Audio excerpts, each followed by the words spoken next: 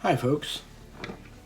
Let's find out the origin of giant, shall we? First and foremost, I will be doing some miscellaneous reading in the Enoch, first book of Enoch, in Greek, and giving my 2 cents along the way. Also, we'll open with Genesis 6:4, and we'll talk about some of these key words here and how they are looked at. So without further ado, let's jump in here.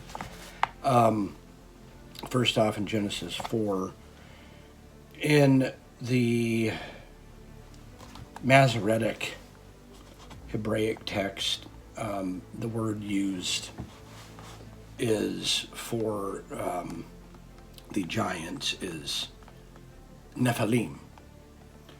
And long story short, it's the same as the context as gigantes used in Greek and gigantes used in Latin as well. So in Genesis 4, what this is saying, it says, the fallen ones were on the earth in those days, and afterwards, when the sons of God came into the daughters of men, and they bore them, they bore these gigantes. They were the heroes of old, the men of name. So the Nephilim hayo va'aretz, into the earth, by Yamim haham vagibim Ahari ben Ashar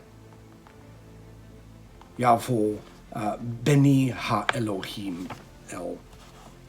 And then in Greek, it's Oide Gigantes Hasan Hepites Ges, the giants on the earth, Tesge, Hentas Hemeras e Kainais, Kai met Hekainos on Aisa por Yuonto of, old Huioi Toteo.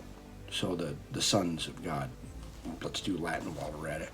Gigantes altum erant, gigantes altum erant superterram, over the earth, and dibus ilis postquam enum, and afterwards, and postquam enum ingressi, they ingressed, sunt, or the ingression of the Filidae, the sons of God, the filias homnium, so the daughters of men. So that is by way of introduction, preparing the groundwork for where that came from, how it is, and how it's so nonchalant with it's almost the reader is just assuming that, hey, there it is, you all know this, let's move on. And I find that fascinating in with some of these accounts like First Enoch and the transition of said text, that's a lot of misconceptions of even the word Nephilim, because the root Nephila is Greek for like a mist or a cloud. And I'm not saying that the Semitic trace is not a Phoenician derivative or anything of the sort. I mean, we could go. All linguistics spin their wheels regardless. But what I want to say and what I want to get out of the way before anything else when I look at these miscellaneous texts are, if there's text that are there that corroborates with one another, then you have something that you can look at or you could run a diagnostic on. But if they are not there, and they claim antiquity, but yet they are not there, that is just an argument from silence. And I could argue all day of something of that sort, that this is the way something has always been, and so on and so forth. But if there's no corroboration, or there's no evidence of said so on and so forth, then it's an argument from silence, and that is actually bad philology, bad anthropology, very bad, and it happens more than I want to admit, and I see it a lot with people. We're all experts, aren't we? Anyways, that being said, I wasn't expecting that long sermon, but that being said, let's look in First Enoch. I will be reading bits and pieces in the Greek, because I think that's very important, because that's the most antique rendering of this said text. And I think it will be a little bit more, I think it will illuminate the subject at hand of what are the origins of giants. So let's dive right in to, this is also in Enoch 1. This is, as we can see, our Greke, or Helena Greke. We'll dive into 6.1. I have a couple of key words, and we'll look at it here. Mainly, we have Kai Hegeneto Oian Hepletheunthesan. Hepletheunthesan is the to grow or increase. Oi huioi ton anthropon, or the sons of men began to grow and increase. So the huioi, oi, an inflection in Greek. This is a nominative plural. So many men, huioi ton anthropo, and ekainais tas hemeras. Hegenethesan dugateres orarai, and they began to beget many daughters.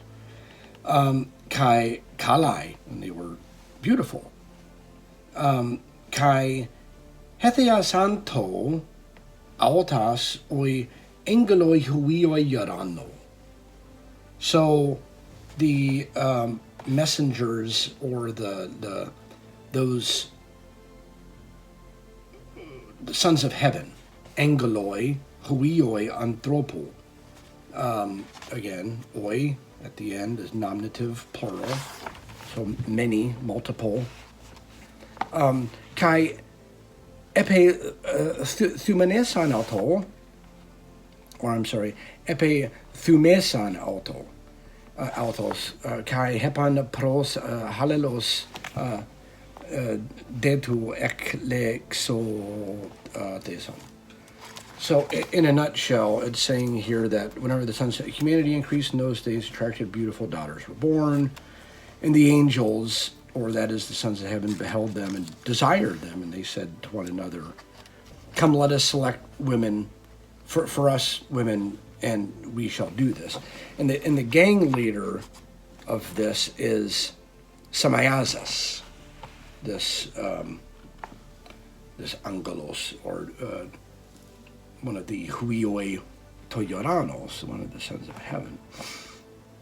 And so they make this pact, and and moreover, there were 200 in the days of Jared that swore an oath. The sons of heaven swore an oath to one another to complete this task. And Kai Anathemata-san, which is a curse.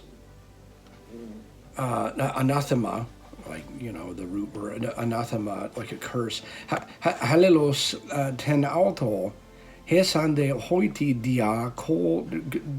diakosioi, like 200 of these partners in crime, so to speak. Kai ekalesan to horos Hermon.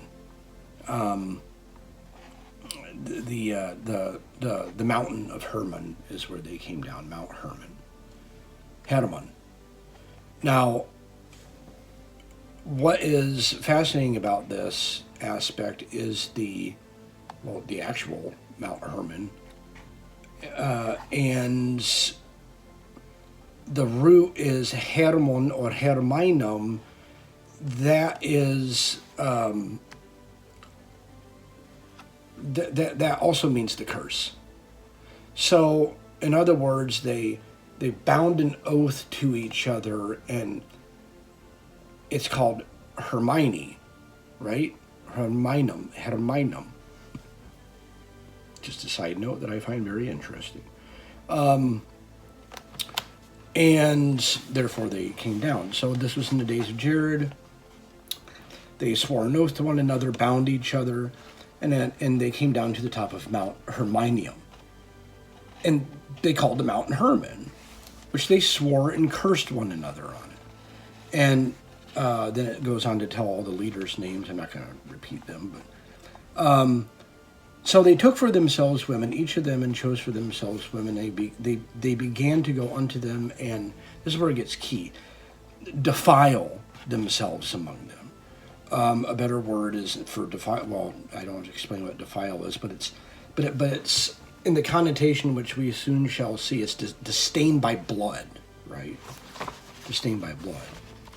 And so this is what happens. They go unto them, exantos yaotos gunaikas, the women. They go to the women. Kai herxantois poreusetai pros autos kai miai nestai. Now, that word is like a moral corruption of a hematos blood caliber, I guess, which sounds terrifying, but that's what it says.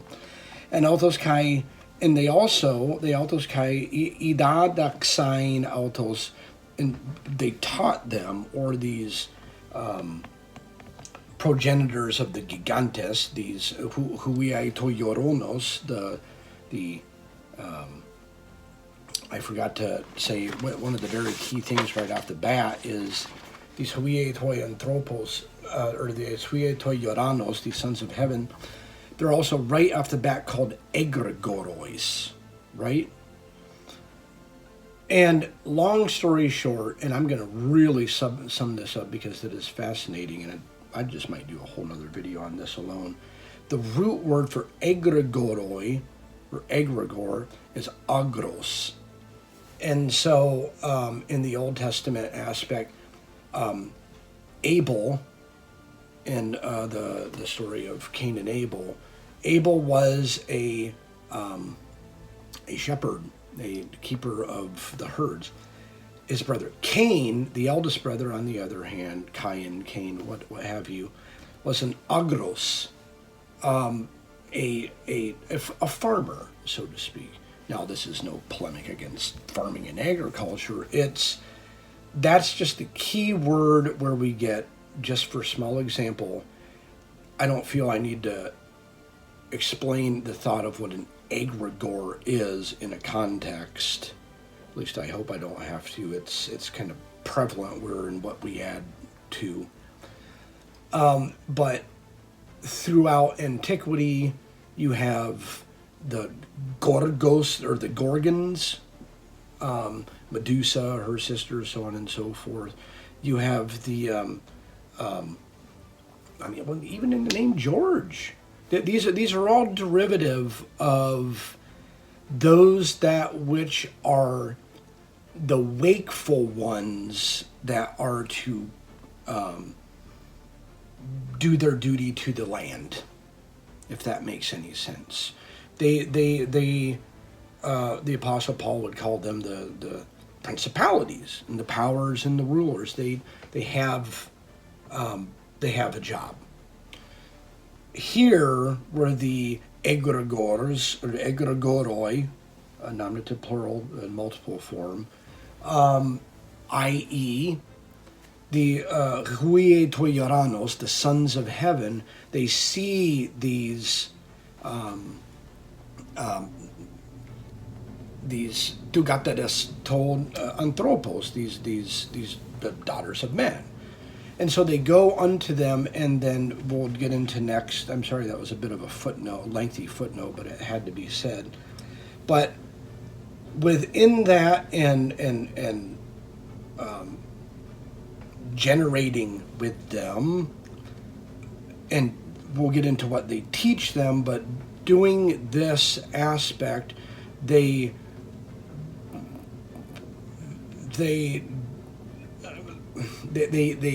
forfeit their principality because of hubris, because of pride, so on and so forth.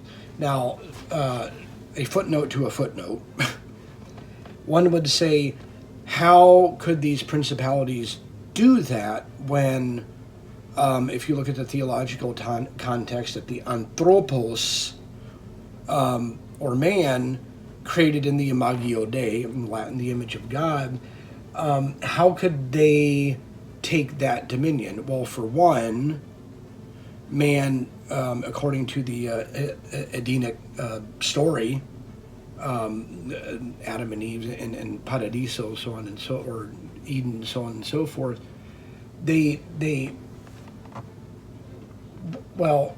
sinned, hamartia, right? And they forfeited their, how should I put it this way? Well, they took from the tree of the knowledge of good and the evil, so hence humanity is always trying to eat from that carpe arbol, is for lack of for that from that fruit tree, right? Of the fruit tree of the dialectic, right? And that is literally for a whole nother video, but that's what we are doing. It's you're eating from good or bad or Republican or Democrat or credit or debit, or again, this is for a whole nother video, but this is a footnote to a footnote. It has to be said because the daughters of men and or the fathers of the daughters of the men, because of their insatiable appetite for the fruit of the knowledge of the tree and evil, which was inherent in their makeup, in ours as well at this point in time, if we're going to be honest with ourselves. It's always a struggle. But it was their thirst and lust for the gnosis told kalos and porneia. That is literally what it is in Greek. The knowledge of good and evil. I find it very fascinating that evil in Greek is called porneia. But pardon me. But anyways, actually double pardon me here. It's very interesting that they sell their birthright. Their dominion is like in the story of Jacob and Esau and all these miscellaneous duality stories. There's always someone that's pawning something of theirs off to receive more gnosis. Now, what was that gnosis that they received? Well, right off the bat,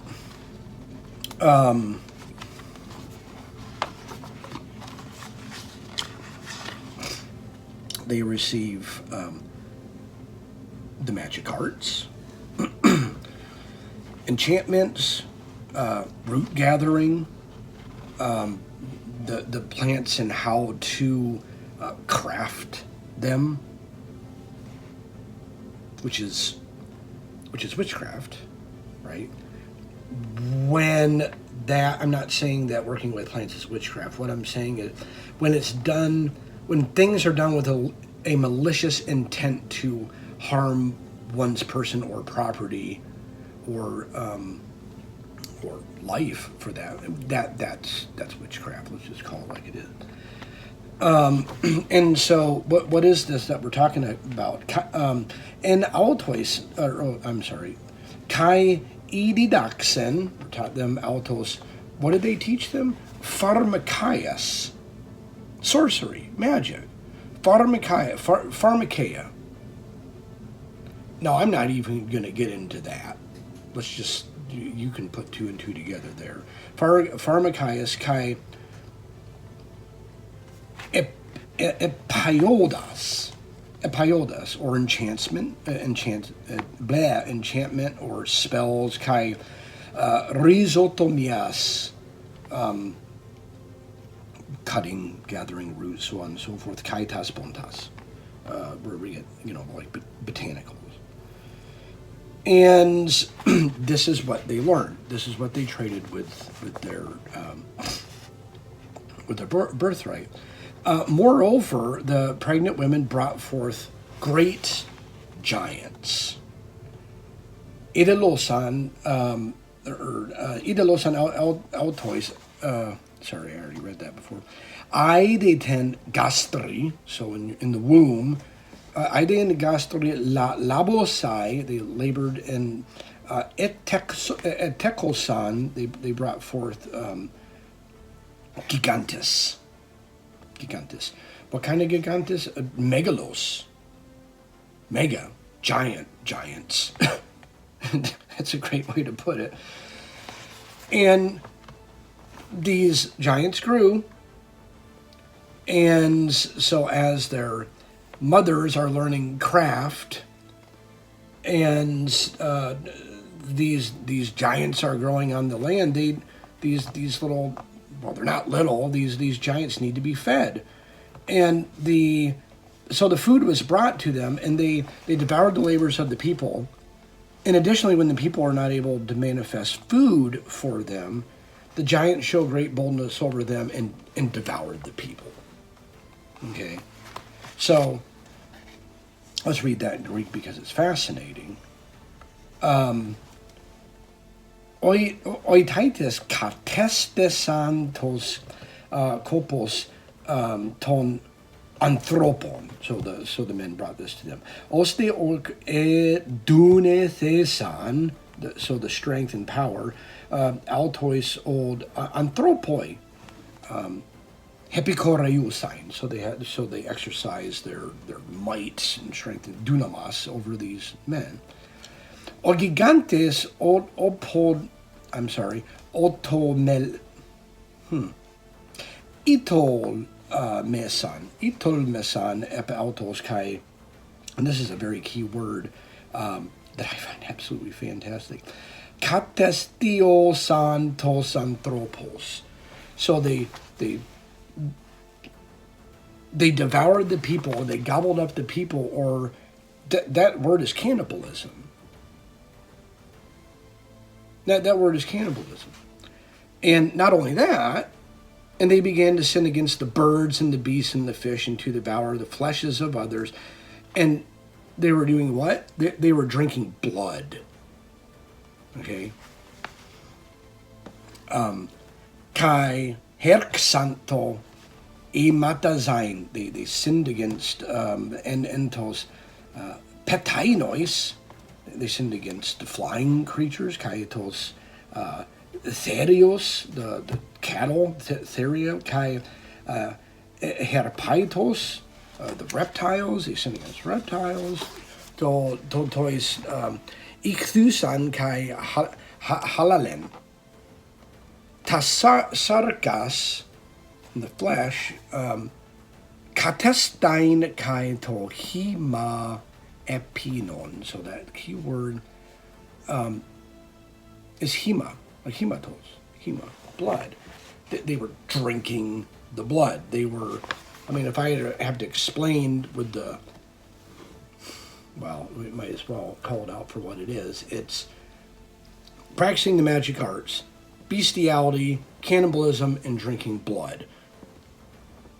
Doesn't sound familiar at all to any of the stories nowadays, does it? I'll just leave that right there. Now, that is what it was. That is what they did. We're going to look at how they were dispersed. What was their punishment? Where they were dispersed. And this is a fascinating topic that I find endlessly interesting. So, that being said, until next time, we will shoot for part 2. So, alrighty.